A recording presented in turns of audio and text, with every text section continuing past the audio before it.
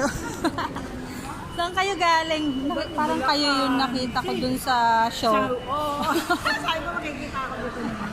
Kasi yung Katayo kayo dun sa Bigawan doon, sabi niya, may office dito sa sila, office ng mga nagre-recruit ng abroad. Oh, Eh, sa audition prospect na i-recruit ko sumasagot iba, gusto ko na siya. Sabi ko, tiga ako, ganda daw siya. Sabi ko, ma'am, hanapin mo na ako sa Carry mo po yan, mga viewer ko, ma'am.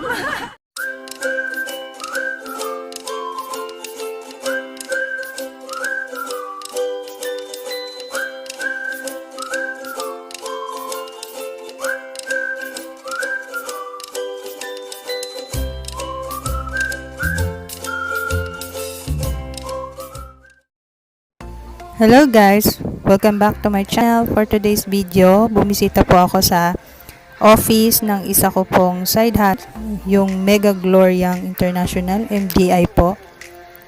Ang mga product dito guys is mga eyewear, mga apparel, mga ganon na merong health benefits. Mamaya po ipapakita ko sa inyo yung mga product nila na talaga namang napakagaganda at nakakatulong po, nagkakaroon ng benefits po sa ating kalusugan.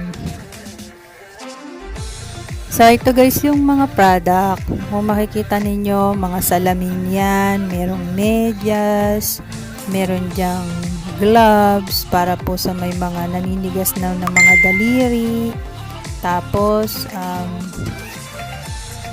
yan, mga salamin, normally kasi flagship brand nila is salamin talaga, nagumpisa sila sa salamin, and then dumami yung design, yan.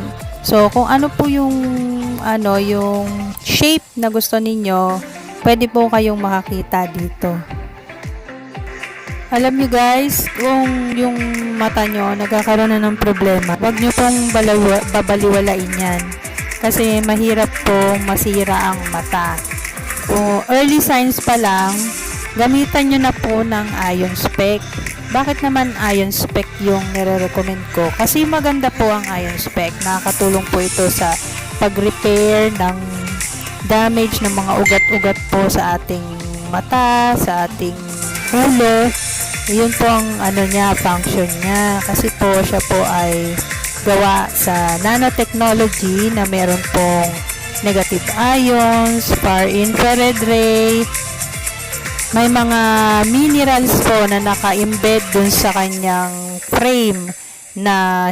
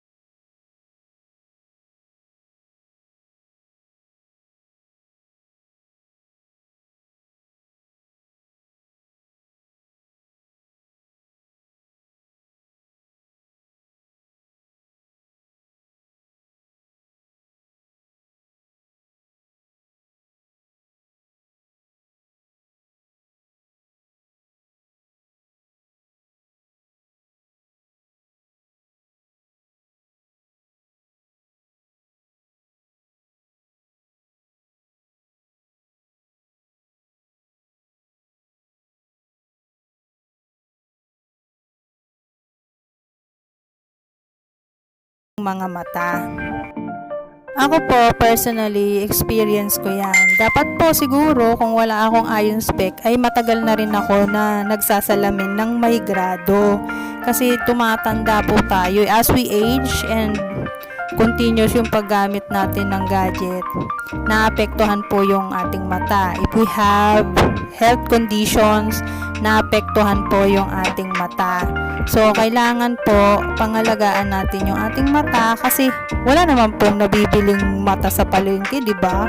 Yung iba nga kapag kailangan nila ng eye transplant, pumipila pa sila, aantay pa sila ng donor na available para lang mapalitan yung mata nila.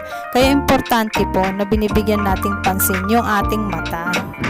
alagaan po natin yan maigi kasi yan lang po ang meron tayong nag-iisang mata. Pag nasira yan, mahirap na po. Tanungin nyo po yung mga tao na makakapal yung salamin. Tanungin nyo po sila kung gaano kahirap yung ang bigat ng salamin nila. Diba? Sa sobrang kapal. Kasi mataas na yung grado ng mata nila eh. So, hindi po yun nare-reverse, hindi po yun na ibabalik sa dati ng ordinary salamin lang. Kailangan po natin ng specialized na salamin.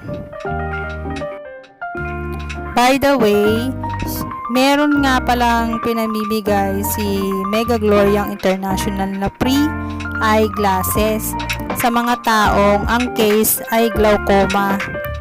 Kaya kung kayo po na nanonood ngayon or nakikinig dito sa video na to, meron kayong glaucoma or mayroon kayong kakilalang may glaucoma, i-recommend nyo po sa akin yan.